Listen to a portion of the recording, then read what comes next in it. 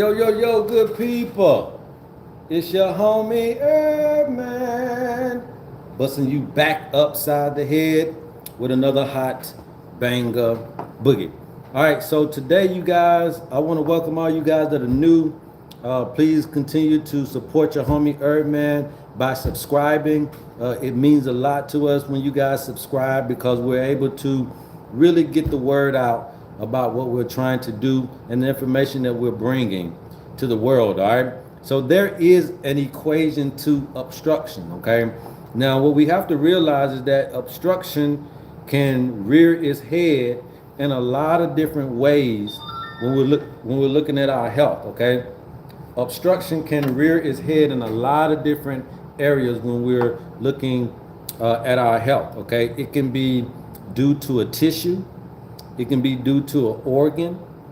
Okay, you can have scar tissue blocking something. You can have a hernia, a tumor blocking something or obstructing something. You can have some clotting, all right, in the way and obstructing something.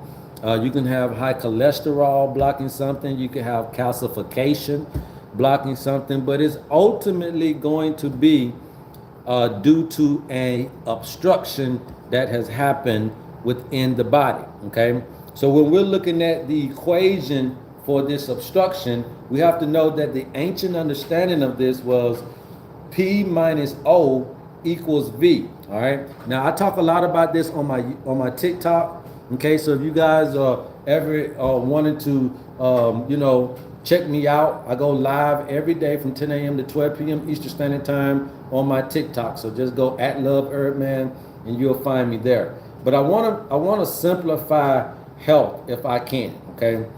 Because I think that it's an over influx of information that is causing us not to really understand our health in the simplistic way that it was really truly designed to be. Now, that doesn't mean that you're not a complex version of yourself. It doesn't mean that the human anatomy is not complex. It is, but it works in a very simplistic way, even though it has all of these complexities, okay? And at the end of the day, the one thing that you have to understand is that everything in your body requires oxygen and nutrients, okay? And obstruction to those particular two ingredients that is going to facilitate the workforce, which is your mitochondria, obstruction is going to be your nemesis, okay? Obstruction or any type of obstructory force is going to be the nemesis to how efficient that these oxygen and nutrients get to cells, tissues, organs, and body systems. And that's just how a TI is, all right? And that's a very simplistic understanding, right? Through all of the complexity, if you can just narrow it down to what will cause any kind of deficiency or degeneration in the body, it's going to be due to the lack of oxygen and nutrients to the powerhouse, which is your mitochondrial DNA, that is going to play a role in energizing your cells, in dividing, in cell proliferation, in cell apoptosis. So anything to do with the building up or the breaking down of anything in your body is going to have the raw materials in order to produce that particular product, right? And so in order for these raw materials to be given to the cells to commit apoptosis or to produce cell proliferation, then you're going to need oxygen and nutrients, all right? Any type of obstruction to the raw materials that the mitochondrial DNA needs is going to start to cause malfunctioning, degeneration of some kind to your particular body system. So when we're looking at health overall, and we have, head issues, we got circulatory issues, we have heart issues, we got lung issues, we got kidney issues, we got pancreas issues, we got liver issues, we got skin issues, we got reproductive issues. We have all of these different issues, and sometimes they throw us for a loop because they're so different in terminology. They're so different in theory, so to speak, right? You got to go to one doctor for your foot, you go to another doctor for your eye, you go to another doctor for your nerves, you go to another doctor for your endocrine system, you go to another doctor for your surgery, all that type of stuff. And so it kind of keeps you thrown off a little bit, like, everything is so different, but it's really not. All of these different sectors of the body is still going through the same equation. Something is obstructing the power, which is going to be the power equals your oxygen and nutrients, all right, minus the obstruction equals the vital force, the vital energy, the chi, or whatever you want to call it, the self-healing, the self-repair mechanism from happening. Okay, something is obstructing something else from getting oxygen and nutrients to it and for it to function properly. Whether it be any of these organs, whether you go to any of these doctors for different stuff, they're trying to remove the same thing. Okay, so how we look at this from a health standpoint is that when you start to simplify this and put it in this equation, where is the obstruction? Oh, okay, well, I'm constipated. So the obstruction is in the colon, okay? I mean, or the small intestine. It could be the small intestine, it could be the large intestine.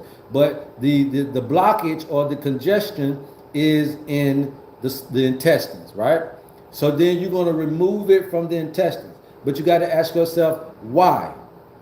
Why is it that my food is being blocked? Why is it that I'm constipated, meaning that I'm not going to the bathroom regularly? Okay, and it could be due to the pace, speed, right?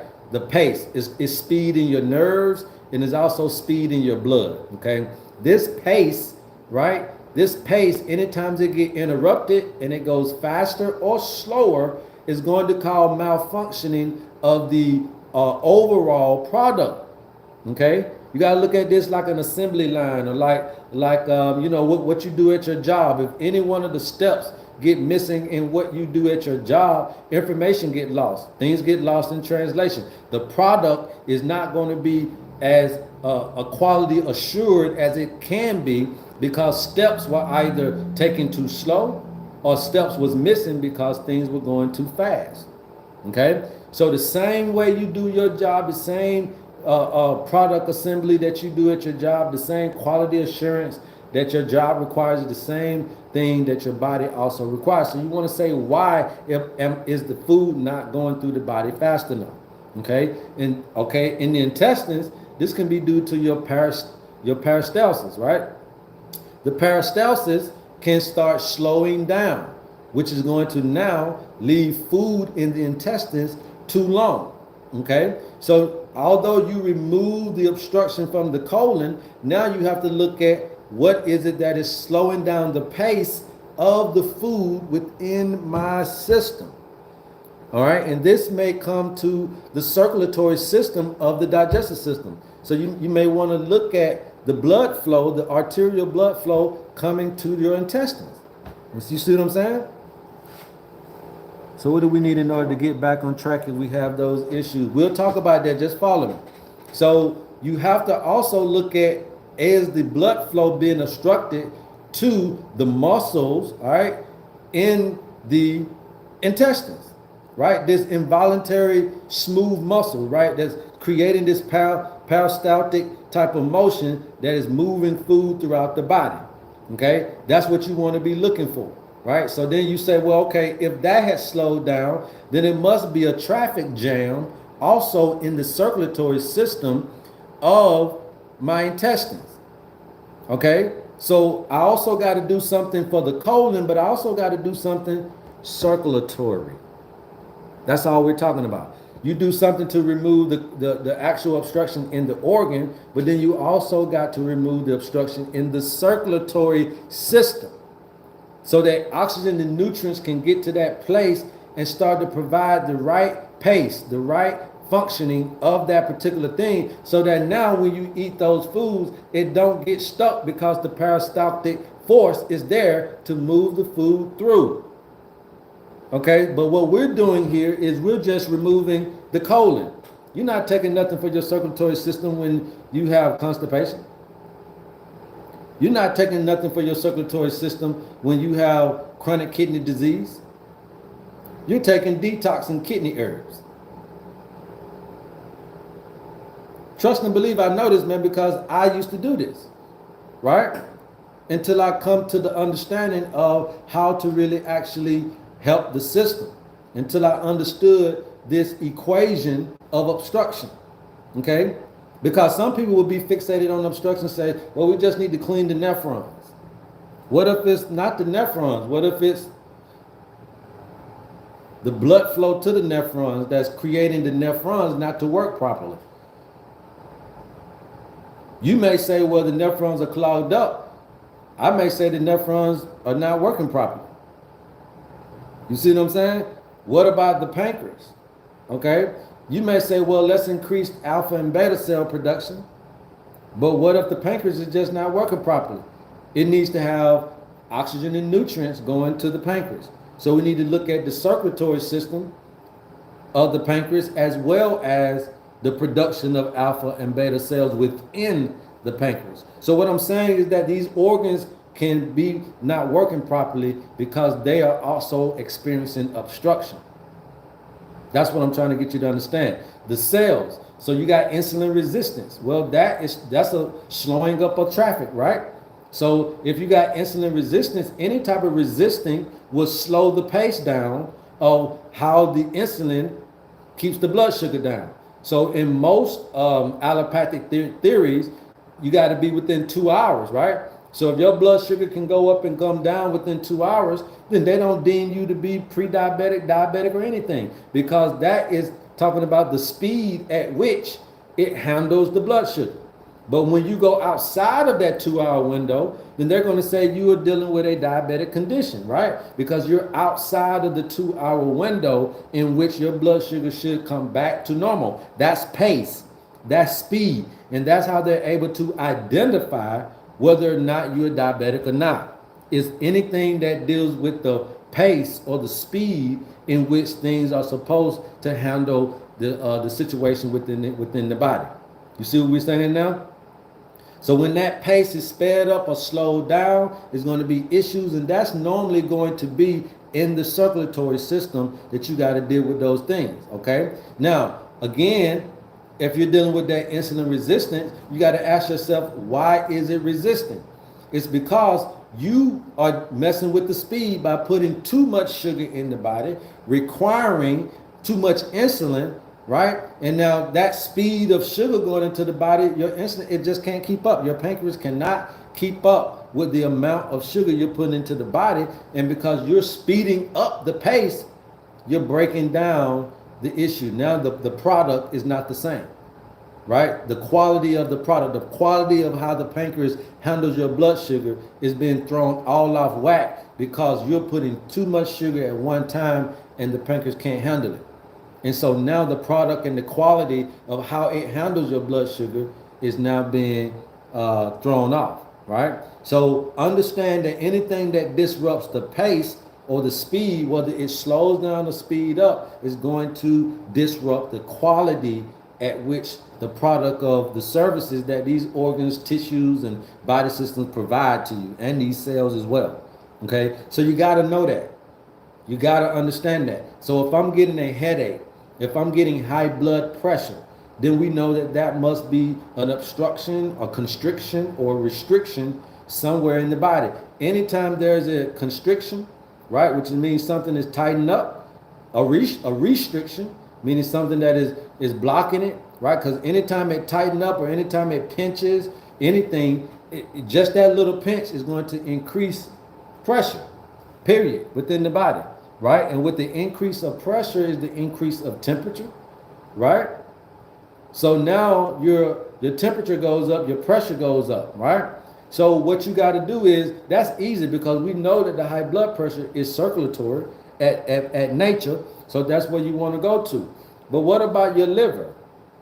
What about your kidneys? What about your lungs, right? A lot of people are dealing with asthma, bronchitis, pneumonia, COPD, all right? And a lot of this stuff is you find the mucus and you try to remove the mucus, but you got to ask yourself, how did the functionality, the quality at which my areola and all of this dispenses carbon dioxide and receives oxygen and water and all this type of stuff, how did that go down?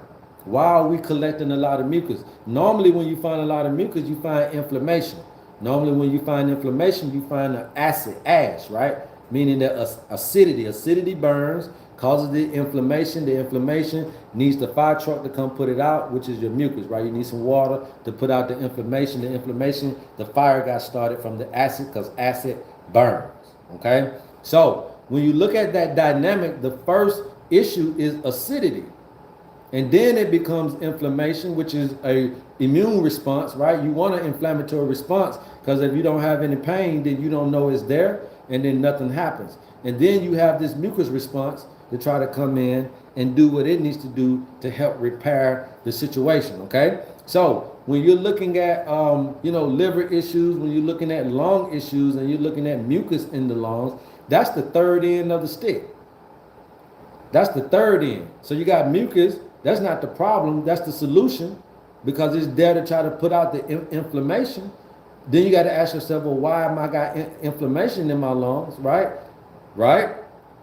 Why you got inflammation there, right? Then you ask yourself, okay, it must be acids. So why are acids being produced in the lungs? Carbonic acid to be specific, right? So then now, why are my lungs not handling this when this is what it should do every day? Why are my lungs not handling this inflammation? Bronchitis, meaning I have inflammation in the bronchi. Why is it not handling that though? It is because you have an obstruction somewhere in the arterial supply of the lungs. And it's not getting enough nutrients and oxygen to the mitochondria that's going to make it work properly to handle the acidity that's in the body. Okay? So you got to remove the obstruction, not only just the mucus, but also you have to move the obstruction from why it doesn't handle these situations like it's supposed to, right? So then you got to look at, then how did that happen? Well, did I speed up the pace in which I am putting toxins in the lungs? Because that pace, speed up or slow down, will affect the quality at which my body is able to handle carbon dioxide and the oxygen intake. So I hope you guys get this and understand what we're talking about. So you should always have herbs for the actual organ, and also herbs for the circulatory system of that organ. Herbs for that organ blockage, and herbs for the circulatory system. Herbs for that organ, herbs for that circulatory system. Okay?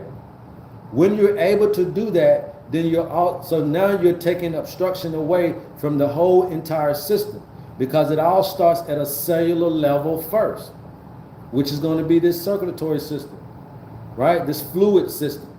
So you handle the obstruction also at the cell and at the organ, and that makes that body system overall whip it back into shape. A cataract in the eye, glaucoma in the eye, blindness, all this type of stuff. You deal with the mucus in the eye, but you also deal with the circulatory system of the eye. So yeah, I can come in and give you some eye bright and some golden seal or barberry root or something like that to help out, bilberry or something like that to help out with the eye. But I also need to make sure I got you some ginger root or some cayenne or something like that, just to make sure that we handle all the obstructions, so that the eye can get the vitamins and the minerals and the oxygen that it needs to those mitochondria in the eye to take care of the eye at a quality level and not build up mucus in the eye. Period, point blank, bottom line, this is how you're going to be able to understand what I need. And the more informed you are as a person, as a patient, the more now you can advocate for your own health when you're going to the allopathic community, the naturopathic community, the herbalist the osteopathic, the homeopathic, the chiropractic. Now you can go in there and let them know, hey, look, this is what I need done. And if you can do these things, then you can facilitate me as a patient and also help me eradicate whatever the health issue is.